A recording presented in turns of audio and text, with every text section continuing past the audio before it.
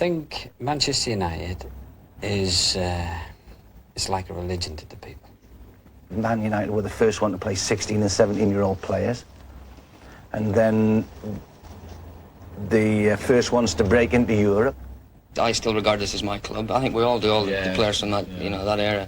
And it was such. I was watching something the other day. Bob Paisley was talking about Liverpool, saying about the family atmosphere, and that's exactly what it was like. I always wanted to create a feeling that we were all part of the club, even no matter who they were, the washerwomen. We're all a team. It's always been a vibrant place. It's never been a boring place. There's always something been happening here.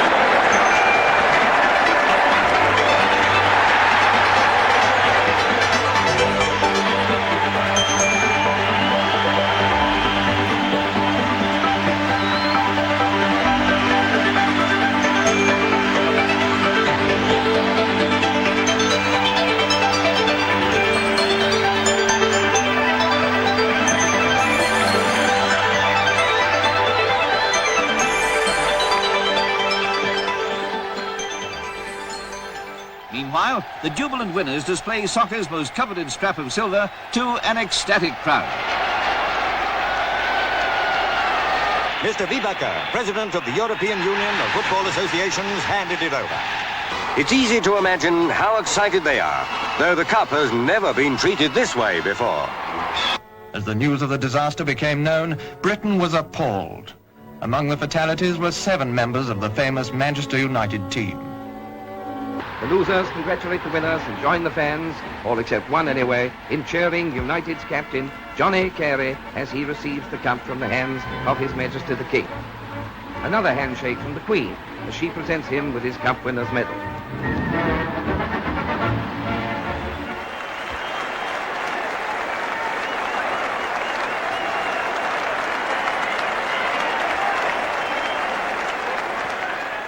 The seeds of Manchester United were sown in 1878, when the dining room committee of the carriage and wagon works of the Lancashire and Yorkshire Railway formed a football team. With a green and gold strip, it was given the cumbersome name Newton Heath L&YR, after the location of the railway yards. Matches were played nearby at a ground at the junction of North Road and Monsell Road, of which nothing remains save for descriptions of the pitch. It was said to be a clay pit as hard as flint and surrounded by a quagmire. Such dressing-room facilities as there were available at a nearby pub, the 3 Crowns in Oldham Road. By 1889, Newton Heath played in the local league, having left railway competitions behind, and together with 11 other clubs, among them the future Manchester City and Birmingham City, were combined to form the Football Alliance, inferior only to the First Division.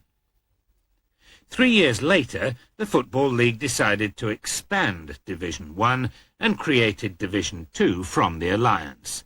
Newton Heath and Nottingham Forest were promoted to the First Division and joined clubs like Everton, West Bromwich and Sunderland.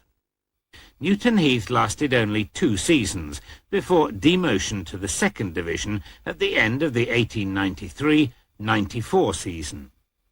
They were to stay there for the next 12 years. In 1893, the club moved from North Road to a ground at Bank Lane, Clayton. Built in the shadow of a chemical works, a local rhyme had it that, as Satan was flying over Clayton for hell, he was chained in the breeze, likewise the smell. Quoth he, I'm not sure in what country I roam, but I'm sure from the smell I'm not far from home. During successive seasons, their indifferent performance kept them around the middle of the Second Division, although they did win the Lancashire Cup in 1898. Like almost every club in the 2 leagues, they had financial problems, but Newton Heath's were so severe that by February 1902 their debts amounted to £2,670. The official receiver was called in by the creditors and the club faced extinction. The club was saved by a group of 4 men who each injected £500 into it. Heading the consortium was Manchester brewer J.H. Davies, who became the new president, and from the ashes of Newton Heath a new club was formed, with a new name, Manchester United. With Davies's financial backing and enthusiastic support, and the shrewd team purchases of manager J.E. Mangnall, the club began to move forward. By 1906 they'd won promotion to the First Division. 2 seasons later they were league champions. And the following year, 1909, they won the FA Cup. At the start of that season, plans had been unveiled for a new ground. It was to be built at Old Trafford, would hold 80,000 people and provide full facilities for players and spectators alike. It would cost £60,000. By February the 19th, 1910, the plans had become reality, and Old Trafford opened its doors to the 50,000 people who turned up to watch United's inaugural match against Liverpool. United lost 4-3 on what to them was still an away ground, but soon made themselves at home, finishing the season 5th from top. As if to prove their point, they took the league title the following year. This was their last major honour for many years. Their manager, J.E. Mangnall, joined Manchester City, and from then on the club drifted like a boat without a rudder. Successive managers tried to put the club back on course, but still they wandered from Second to First Division and back again, perhaps uncertain as to their rightful place. Added to this, money was again a problem. J.H. Davies died in 1927 to be succeeded by James Gibson. He too injected cash into the club and fought off the creditors. By 1938, United were back in the First Division, but their debts now amounted to £75,000.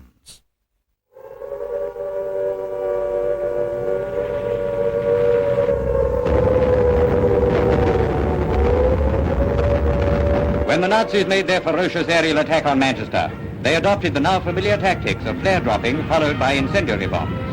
Why the flare dropping, goodness knows, for they still bomb indiscriminately. The disaster that befell United during the night of March the 11th, 1941, served to add to their problems. Stray German bombs from an air raid directed at the industrial complex of Trafford Park fell on Old Trafford, wrecking the pitch and demolishing the stands. By 1945, the debts and the debris were still there, and the search began for a manager to take it all on. They wanted me to be assistant manager at Liverpool, and there was some offers from Scotland, and out of the blue, I got an offer from Manchester United, and I was always a lover of Manchester anyway. And I eventually, after meetings with old Mr. Gibson, Mr. Jimmy Gibson, I signed for Manchester United as the team manager.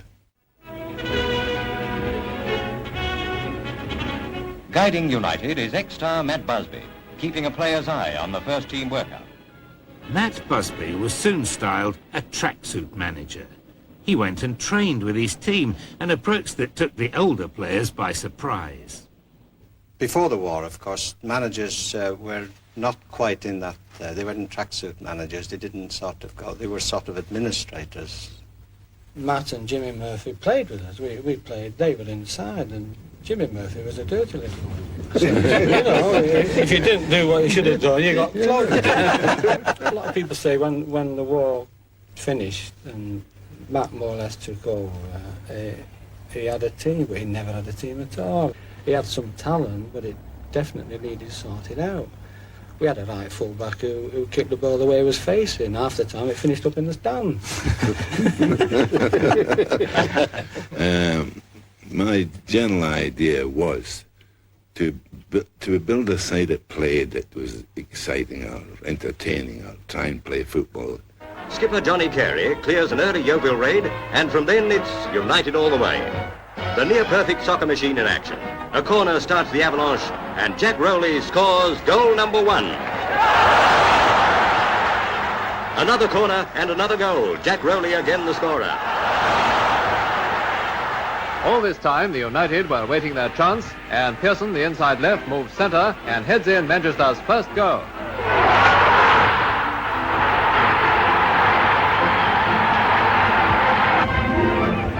Four minutes later came the second Manchester goal, and again it's Pearson who beats Wallace with another magnificent header.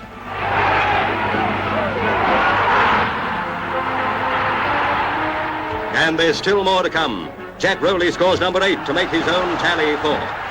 Our ambitions are realised in '48 when we beat Blackpool in the final, which was one of they claim it as one of the great finals. It's been played at Wembley. A close duel between Manchester's Johnny Carey and Blackpool's Walter Rickett, number 11, is highlight number 1 in a thrill-packed match.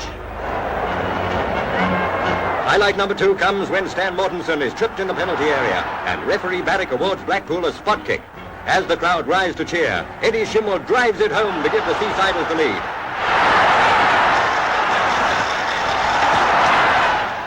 Manchester's Jack Rowley, walking the ball into the net to equalise, provides highlight number 3.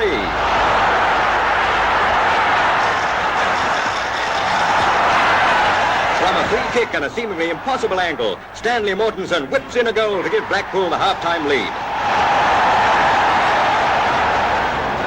But now Manchester's attack, which has scored 95 goals this season, swings into its best style. From Johnny Morris's well-placed free kick, the fans cheer Jack Rowley's headed equaliser.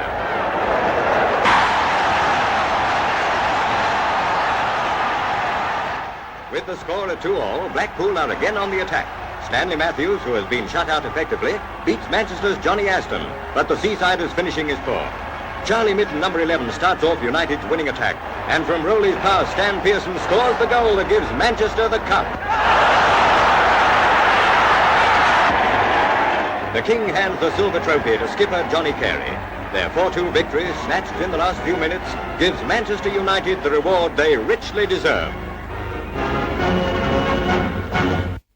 United finished second in the league in 1948 and continued their run of success for the next 3 years, ending with the league title in 1952. By then, the side, led by Johnny Carey, was beginning to feel its age, and a new set of players had to be found. From then on, we concentrated purely and simply on youth, because that was my whole wish for the club. Not only as a great side, was to continue having teams. We watched the England trials, Scottish trials, Welsh trials, and chose, as we thought, the best of the youngsters. Not only us chased the youngsters, but I think we were the first club to start making our own players at Manchester United. I think Jimmy Murphy and Matt Busby, one of those famous salt and vinegar partnerships, Barnum and Bailey, very different types of men, but that's often what makes a good partnership. So Matt, father figure, very shrewd, making decisions at the top. But of course, producing a football team goes a long way down the line. And Jimmy Murphy was the nitty-gritty man of the partnership. He was the man who would go down in the old days on Tuesday and Thursday evenings and take the kids who were sent along. Bert Wally would handle them first. Then they would move up from first year to second year. Jimmy Murphy would take them. Jimmy Murphy, who was the assistant manager at that time, picked me up when I first arrived at Exchange Station, and I had my Big Mac on, you know, and my bag ready for I was coming into the big world away from the northeast, and he took me to my digs and he said, I've got this lad who'll dying for you to play with. We got him last year from Dudley in Staffordshire, Duncan Edwards. And he says, what a player, what a player. He's good in the air, good right foot, good left foot, strong in the tackle, reads the game brilliantly, can play in any position, and scores goals at will, literally. And he says, and when I knock all the rough edges off him, I'm going to make him a decent player. I'm an Edwards fanatic. Is a fact. He was the most complete footballer I've ever seen. He had strength, power in both feet, hit 40 and 50 yards balls with consummate ease. He was like a man playing with boys. When he was, if you can imagine, it's 16, 17, well, I think it was 17 or 18, he was picked for England and was an automatic choice immediately. Eddie Coleman, he only weighed about 9 stone, wet through, little Eddie. Tremendous player. Eddie Coleman would have been a star today in his own right. He hadn't got a weak. I don't think he got a weakness, even though he's so small. I mean, you'd be sprinting down the track and all of a sudden something would come past you. It's this little fella. Little Eddie, if you can imagine me coming from the northeast, I'd never seen drainpipe trousers or anything, you know, and there's this little cocky lad, you know, from Salford swaggering around saying that he was the best, you know, and he did things with a ball that I considered were arrogant, you know, and really out of place in football, but he did it and the crowd loved him, you know. Jimmy would say, that one will make it, that one won't, that one will, that one won't.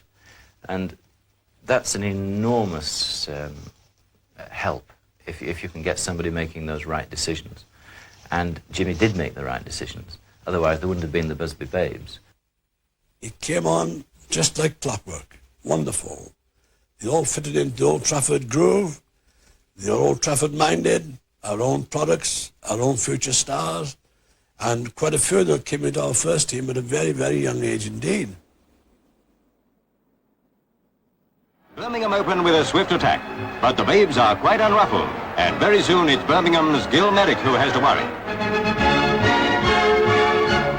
John Barry receives and makes for the penalty area. He beats Ken Green, everyone expects him to pass, but he fools them all and shoots! Manchester fans are wild with joy, but there's more to come. Outside left, David Pegg is on the move straight from the restart. Jeff Hall blocks him, but he retrieves it and tries again. Over to Bobby Charlton, who slams it home. By half-time, the excitement's too much for some of the fans. But Busby's Babes start the second half in cracking form with that slippery winger, David Pegg, on the move again and passing to Billy Whelan. Whelan beats Merrick, but it hits the post. Here's Madrid on the attack. Centre forward to Stefano shoots, but goalie Wood tips it round. But after the interval, Manchester really start getting down to work. Left winger Pegg has the ball. He centres, it bounces off Taylor, and Whelan makes sure of it. Manchester are the youngest cup team ever, but they start off like veterans. Manchester winger Johnny Berry beats his man and cuts across to pass to Taylor. Taylor moves in, but goalie Nigel Sims dives at his feet. Tommy Taylor has it, and Manchester are on the move. No sign of Wembley nerves about these boys. In spite of his injured jaw, Ray Wood's back in play, taking the right wing for the time being. To help him out, Manchester concentrate on the left till he finds his feet.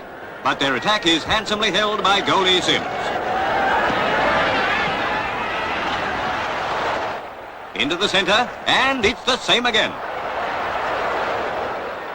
Duncan Edwards takes it. And Taylor finds the net. We had success at youth team level. In the Youth Cup, we won it 5 years on the run, and I was lucky enough to play in the middle three. Now, these were the big things I remembered about Manchester United, growing up with the real Busby Babes. I remember we played them at Deepdale, and I was at Preston North End, and we were a very good side. And at 3:20, we were 5 down, and they were only kids then. All of those players had something to offer. I mean, Jeff Bent, who was a reserve, I'm sure, could have played for England. That was the quality that was there. It was very hard to keep a place in this club. Very difficult, because nobody wanted to leave, you know. You didn't get anybody that said, oh, I've had enough of this, I'm off. You know, there's nowhere else to go. On the fringe of a Munich airport lies the wreckage of an airliner, still smouldering from a crash in which 21 people were killed. Tragedy enough at any time. But in that plane were a group of young men who were almost the personal friends of millions. Manchester United, the finest soccer team Britain has produced since the war. And 7 of them died in the crash. 10 others, as well as their famous manager, Matt Busby, were injured.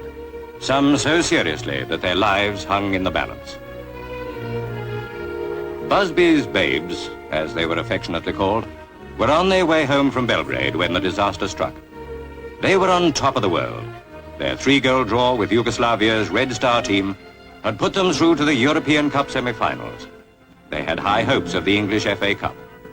Now those hopes are snuffed out, like the lives of 7 of their finest players. Only the day before they'd met Red Star in Belgrade in their European Cup tie. United had been quick to take the lead. This was through a goal by Dennis Violet, one of those injured in the crash.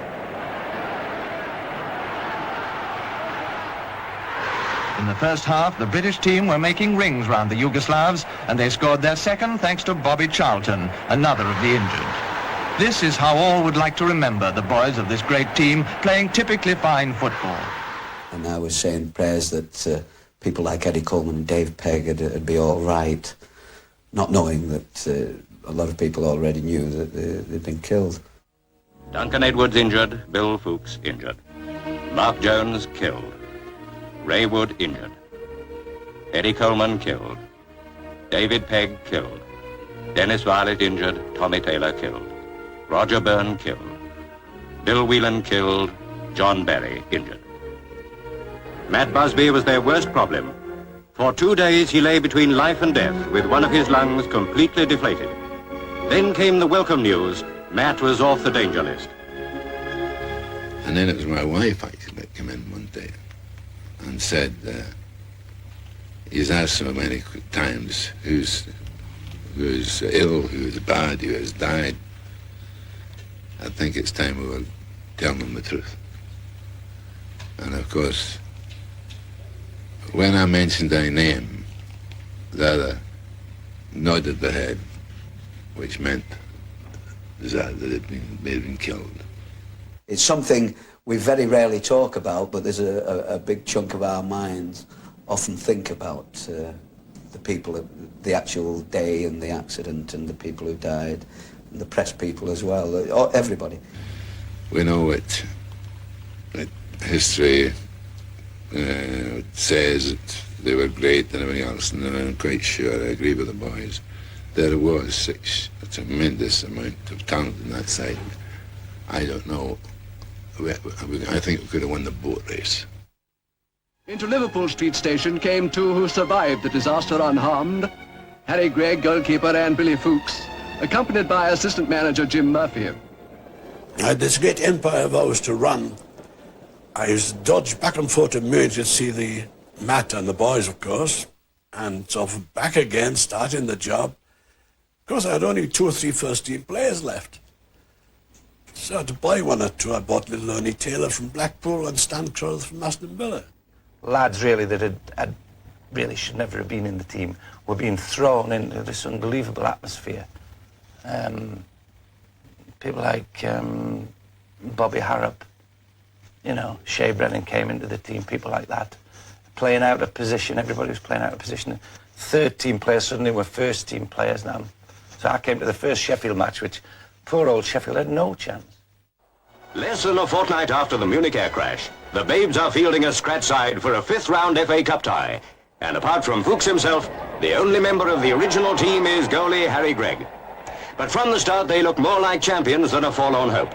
Within a few minutes, they're giving Sheffield goalie Brian Riles some work to do. And the 60,000 crowd at Old Trafford, who came prepared to make all the allowances in the world, can hardly believe their eyes. Scratch team or no, this is straight out of the Busby mould. Now the United forwards are on the attack, and that was nearly it. Brennan takes the corner, and it's in!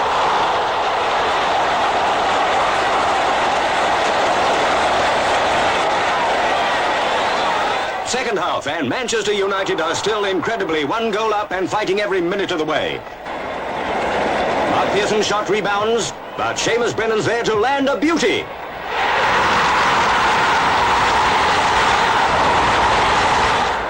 "17-year-old Mark Pearson has the ball. Alec Dawson's ready to receive, and there's number 3. Old Trafford's seen so many great days, but for brilliant triumph over disaster, surely none will ever be as great as this.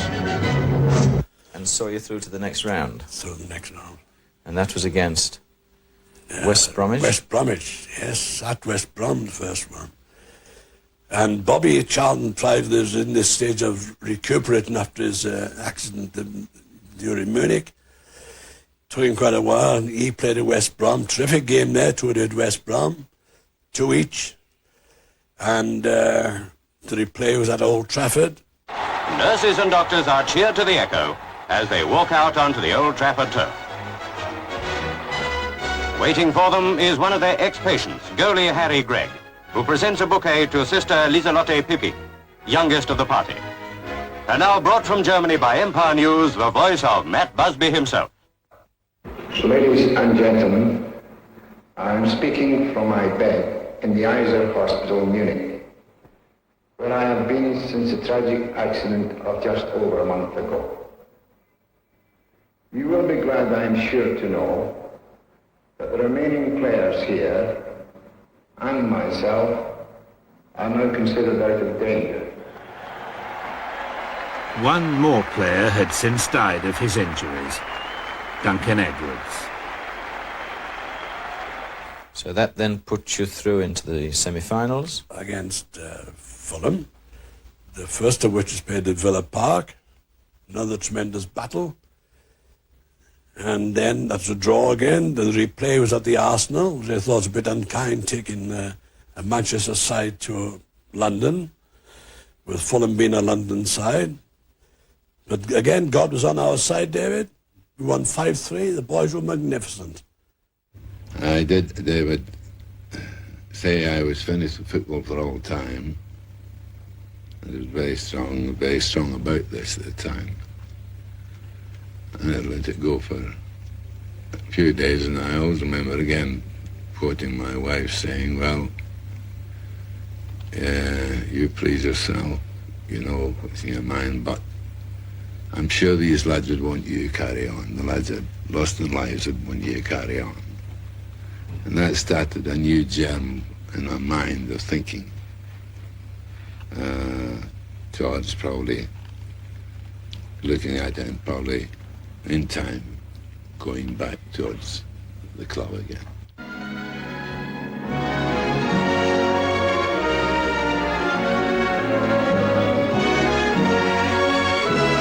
In spite of his injured leg, Matt is in great spirits, as happy as a schoolboy at the prospect of seeing his beloved team again. The team who have certainly not disgraced his faith in them during these difficult weeks, and who have won their way to Wembley when even their best friends feared they were finished for months to come. And if there's one body of friends who are Manchester United fans for the rest of their lives, it's the staff of the Rex-Bey-Isar Hospital.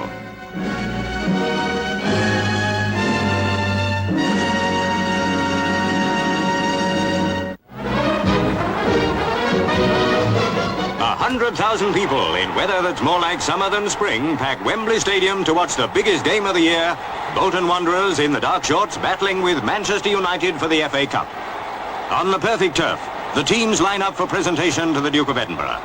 Nat Lofthouse presents the Wanderers, and then under the eyes of Matt Busby himself, United skipper Bill Fowkes presents the team which, after the Munich tragedy, very few people expected to reach the final. United kick off with the sun but against the wind.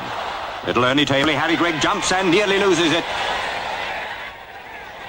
Bolton winger Douglas Holden kicks upfield. Parry heads and Gregg misses. Sends it for a corner. Holden takes it. It's headed out and Ray Parry brings it back. He centres but Stan Crowther's there. He clears but Edwards returns it and Lofthouse runs in for a lightning goal.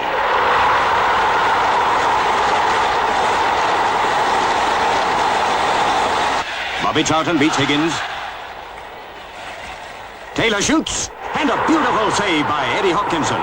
United are soon sweeping back to worry him again, but nothing seems able to pierce that Bolton defence. Back and half-backs work smoothly together, and the Manchester attacks break against them like waves against a rock. So the second half starts with Bolton still only one up, but pressing hard and giving Gregg little peace. The Wanderers' experience is telling over United's enthusiasm, and Manchester seem to be finding it difficult to work as a team. Brilliant individual efforts peter out through lack of support. Up the Manchester end again with Bolton moving in fast. Dennis Stevens shoots. Gregg parries, but Nat Lofthouse charges in, and there's Bolton's second goal.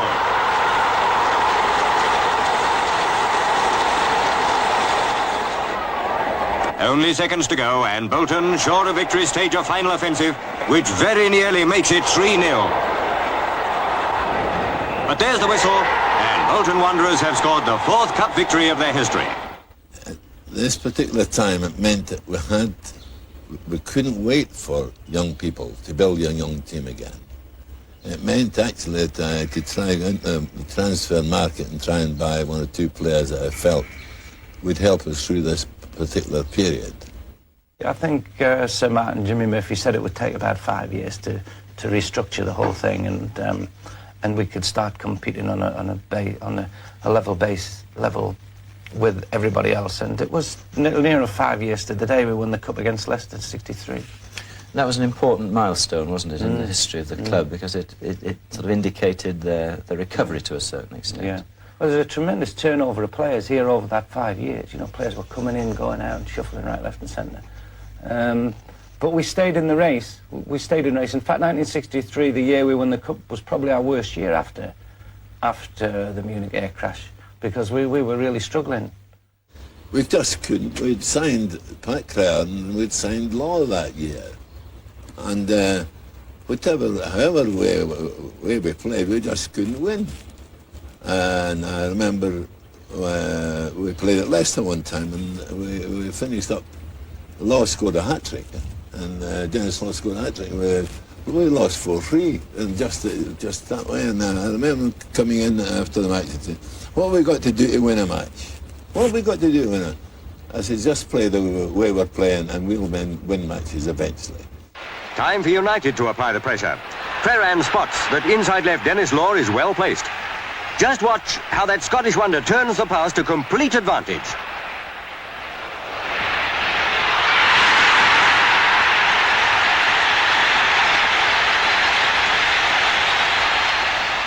United have scored the all-important first goal. Law's on the warpath again. This time it seems incredible that City's goal can escape. Yet it does.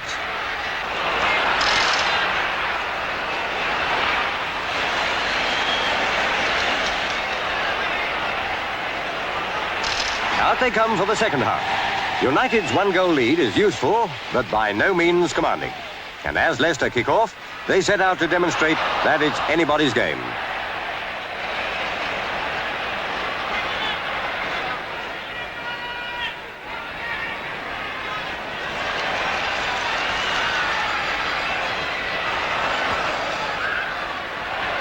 One good thing for United, Bobby Charlton's in great form.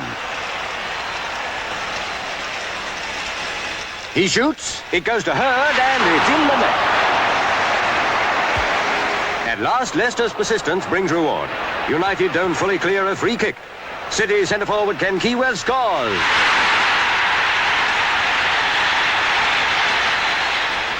Law initiates another attack.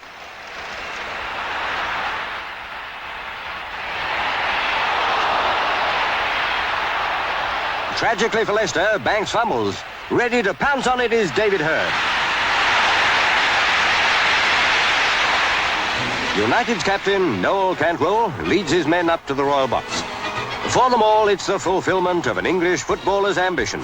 The cup and a cup medal. Incidentally, it's a moment of triumph for their manager, Matt Busby. Proof that he has most successfully rebuilt United. When I joined United, Bobby Charlton was an established England international. Paddy Crerand, as I say, came later. Albert Quigsall had played for England several times. Then we bought Paddy Crerand, and all of a sudden we started to get a team together which played the type of football that Manchester United were sort of renowned for. It was like a jigsaw puzzle that just came together. I mean, Bill Foulkes was just a big, reliable centre-half, hard. Nobby was the same, playing alongside him. I mean, you had those two, and you didn't want to play against them two. And then up front you've got, you know, Bobby, Dennis and I, and you've got Paddy hitting 40, 50-yard balls and landing them at your feet, you know. That's what was lovely about the team. People say we played it off the cuff. I suppose we did to a certain extent. We still marked at corners and free kicks. We had set throw-ins, etc. But we did. And when we played away from home, it was like carnival. I can always remember, like, getting on the bus after a train, and the people lying to the ground, people cheering and waving. And I used to think, don't they think we're coming here trying to get a couple of pints today? Or are they just glad to see Manchester United?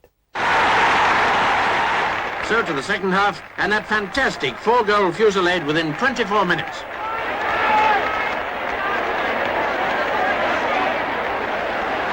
The equaliser came from a cross from Connelly, hit home by Hurd.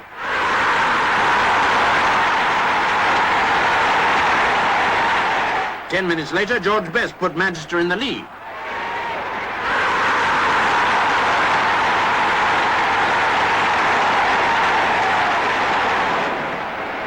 Now scoring their fourth, wing-half Crerand. Lisbon kick-off attacking the goal this end. These days, Manchester United are back on top of the world, hoping to win the league, the cup, and this European Cup Winners' Cup. 17-year-old George Best passes to Law and escape for Lisbon. Dennis Law was fantastic because he went by people by using his brain, and simplicity was his game. And he was like grease sliding. He was a player that we never had the likes of before, or probably won't have since. And as much as round about the box, he was just... If the goalkeeper dropped it half a yard, you know, it was in. Law kicks over his head, and it's a goal. 5 minutes later, United attack again. A pass to Dennis Law. It's a goal. It's United again. Crerand to Charlton. And that England left winger is in top form tonight. He passes to Law. Another goal. United unsatisfied to lead 5-1. Dennis Law backheels it to score his third goal.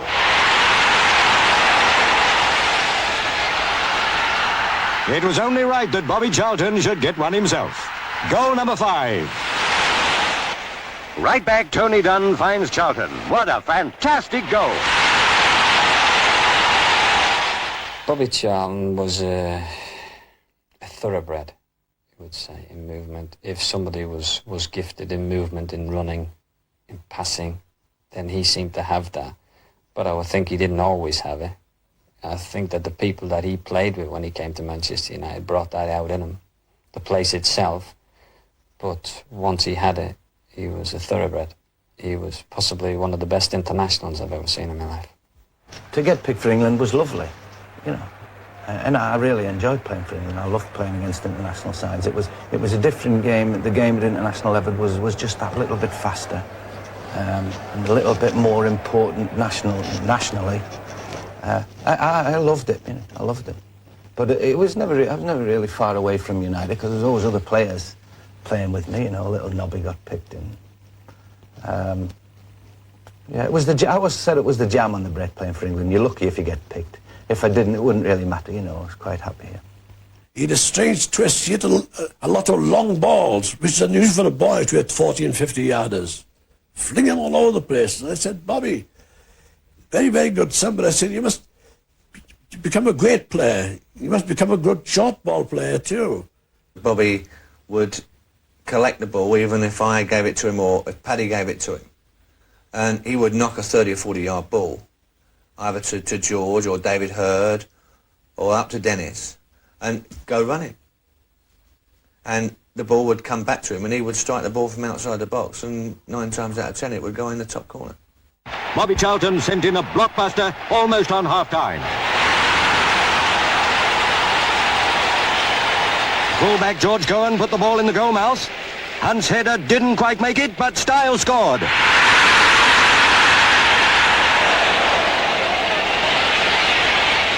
I was a big fan of Nobby's, you know, because it was off the field, he was so quiet, so shy and always bubbling and enthusiastic, but no, on the field his language was terrible.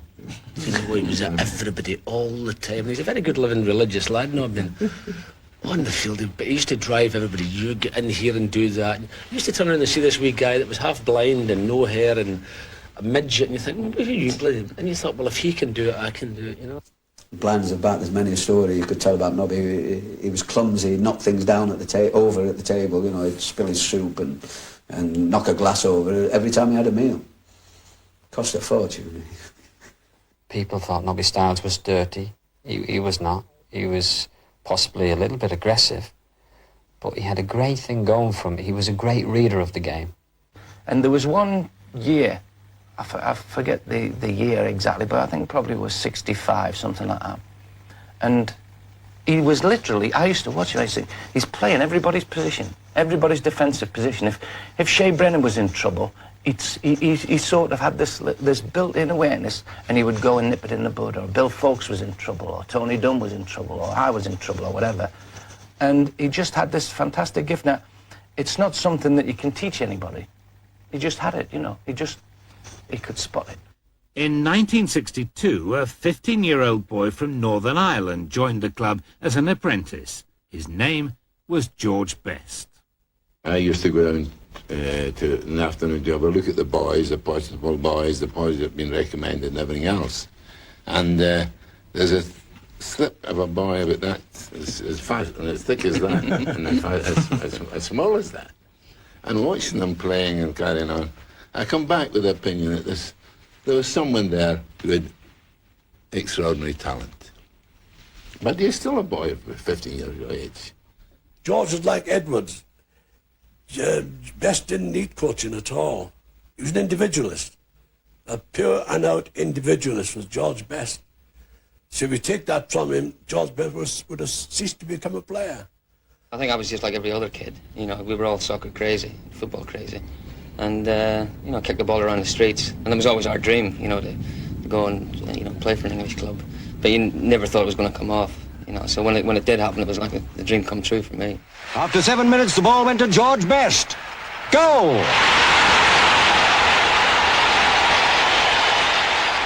A shock that to the all-conquering Benfica, unbeaten on this ground for years. But there has to be a start for everything. Best had the ball again. Another goal. Kane used to drive me mad on the field because I wouldn't say he was selfish, you know, but I mean, he was in a world of his own, George. When he got the ball, you know, like everybody else sort of was incidental. And occasionally used to send me for dummies. Well, you don't send your own teammates for dummies, you send opposition. And I used to buy these, you know, I used to run into position to get the ball and it wouldn't come. And I used to be fuming. I come off the field often saying, the greedy little so-and-so, you know. And then one day I thought to myself, I'm going to have the luxury, if we're winning 3 or 4 with a couple of minutes to go, one match, I'm going to say to myself, what the hell, George, you know, I'm not buying it anymore. And I've got me back to the Stretford end, around about the 18-yard box, and this will just sort of give you an idea, and it sort of puts it all in a capsule, really. And little George is on the right-hand side of the field, and I've got him back to the goal. And it's a picture I'll always have of him, with the ball apparently tied to his shoes. You know, he didn't seem to look. You know, he actually knew where it was. He didn't have to look. And a defender trying to kick him, and I forget what it was. I think it was against Nottingham Forest or something like that. And I've got my back to the goals, and I see George and the little fullbacks after him, and I'm saying, "Now stay here, don't bite." And I follow him, and he goes all the way across the field to the touchline, and then he comes back again with the fullback still chasing him, and he's coming past me, and he's just coming in towards goals. And I couldn't keep it in, you know, and I thought, George, you greedy little, what a fantastic goal, George. When I came in 1963, the great thing about the club seemed to be this undying wish to win the European Cup. You know, and that was the aim, I think, all the time I was here. We always said that we must win the European Cup because that's what the lads died trying to achieve. And I don't think that we'd ever be satisfied until that happened. Bobby Charlton and Kaluna exchanged Manchester United and Benfica pennants. The moment of truth in the battle for mastery of European soccer had arrived. United, playing in blue, kicked off. United launched directly into attack. Bobby Charlton took the ball into Benfica territory. George Best fell foul of the first of a series of savage tackles which marred the first half.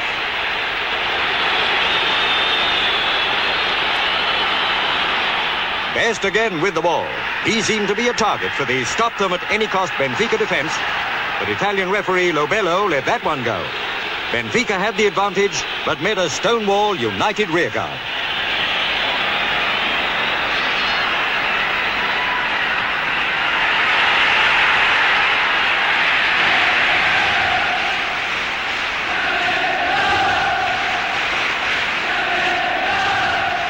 It was near the end of an unglamorous first half. No score by either side. With the eyes of the world on both teams and the hopes of every Briton behind United, the second half got underway. The Busby boys seemed fired with a new enthusiasm and stormed into the attack. United's football was full of fire. Enrique had to concede a corner to keep that one out.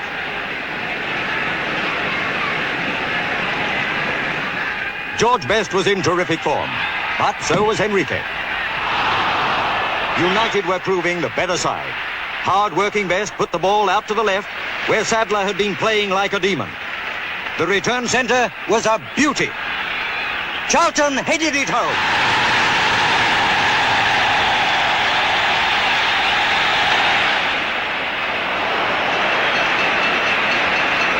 The match was by no means won. Benfica pulled off a beauty through Grassa.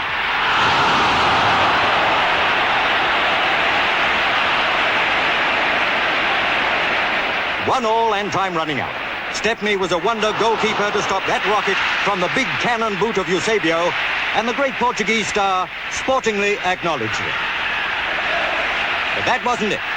90 minutes up and still deadlock. The teams were weary, but the fans weren't. And so on into the first half of extra time. And what a 15 minutes it was. Stepney collected and fed his forwards. Waiting to receive was mighty Best. He simply walked the ball into the net. What a goal! United in the lead. And that wasn't all. The Busby Babes were raring to go. They hammered Benfica. Watch this fantastic goal.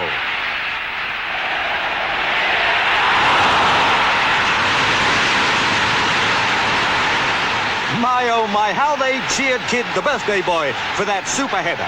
Even Stepney joined in. The Benfica fire had nearly been extinguished. But where United finished, not on your life. Bobby Charlton made it 4-1. Manchester United had well and truly done it. They were supreme soccer champions of Europe. At last, Matt Busby, the maestro of Manchester United, had groomed a team great enough to beat Europe's best.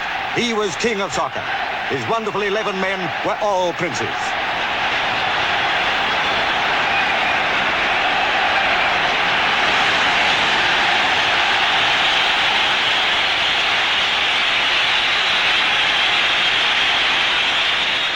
How they cheered as Bobby Charlton led his men up to receive the handsome outsized trophy.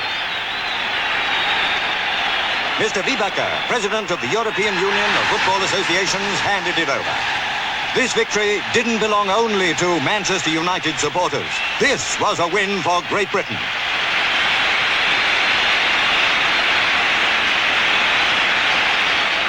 What a match, what a team. Charlton, Stepney, Brennan, Dunn, Crerand, Fuchs, Stiles, Best, Kidd, Sadler and Aston. And pride of place, Busby.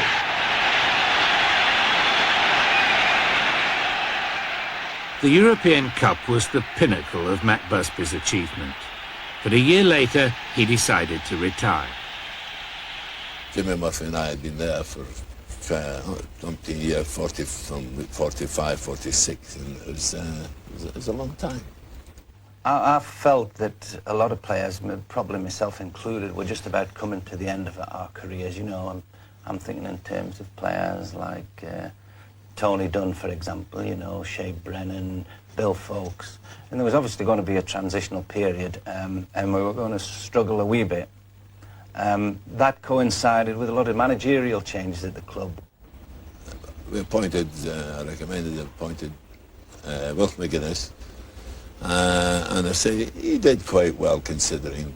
I was only 31 when I got the job, but I could have done with a bit more experience under Sir Matt, if you like, as maybe first team coach with Sir Matt still manager.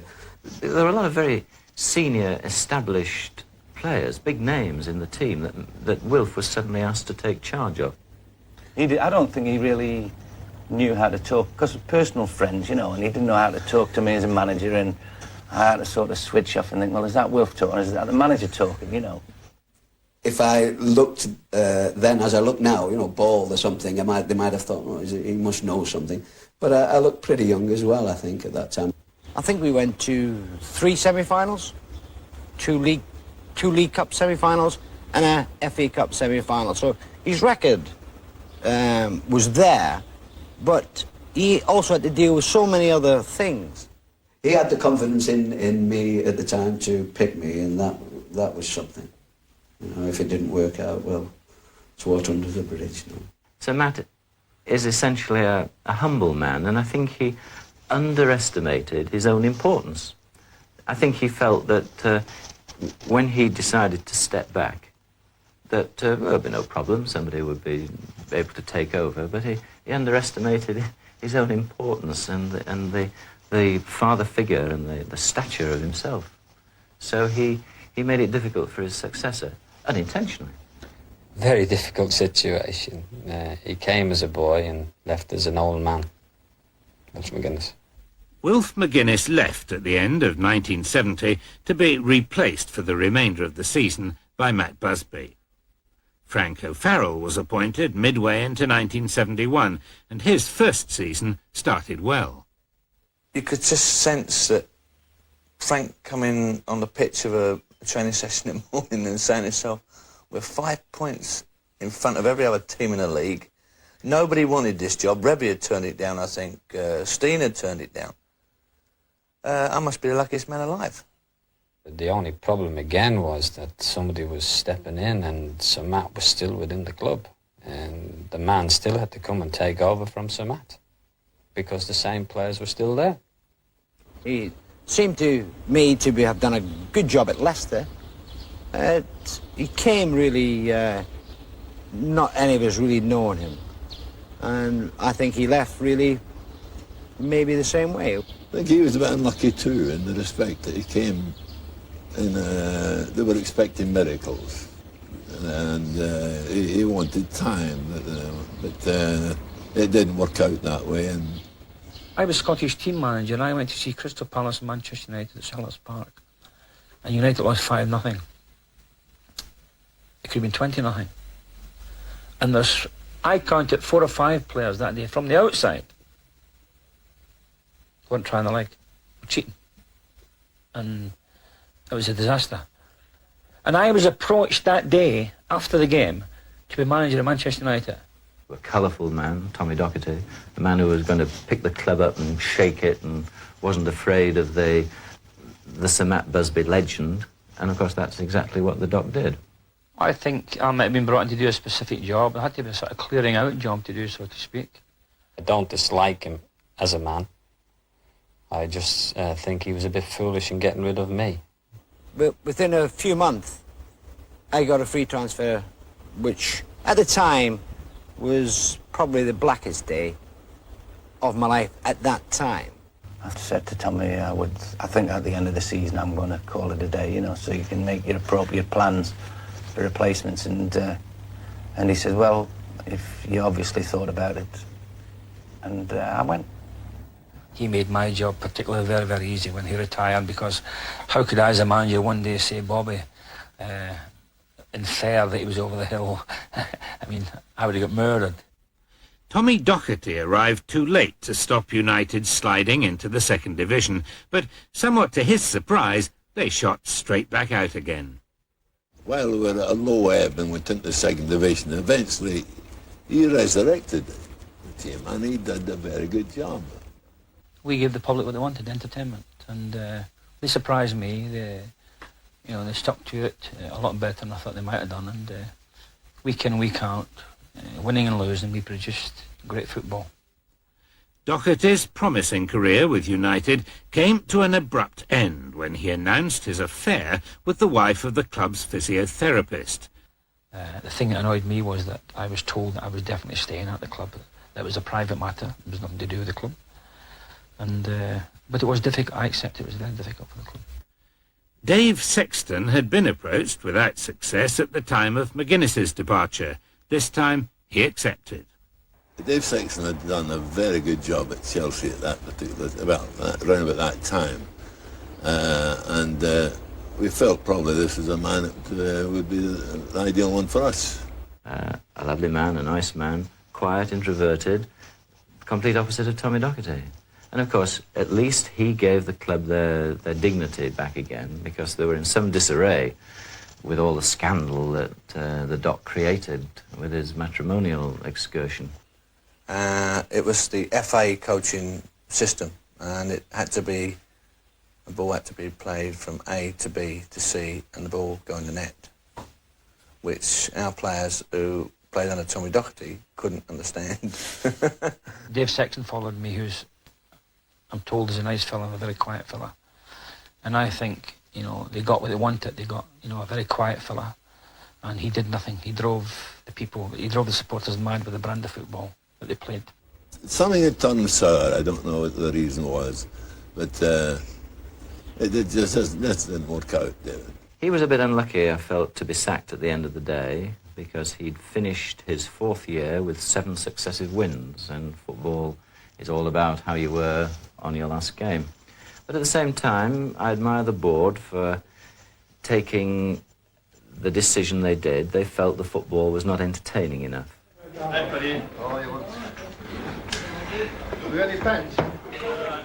The next man to be given the job was Ron Atkinson. Tough and outspoken, he was in complete contrast to his predecessor. Once more, the fans, the players, shareholders and directors looked to him for an end to the changes and uncertainties and a return to the glory of the years of the past. We like to think we're building on what's happened in the past, but it's an impossible act to follow. How can you follow people like Pat Crerand, Georgie Best, Dennis Law, Bobby Charlton? You couldn't pick players from the world to follow them. We do our best, and I know we frustrate a few people, but it's some act to finish with, and I'm sure we can do it with time and patience, but we'll see.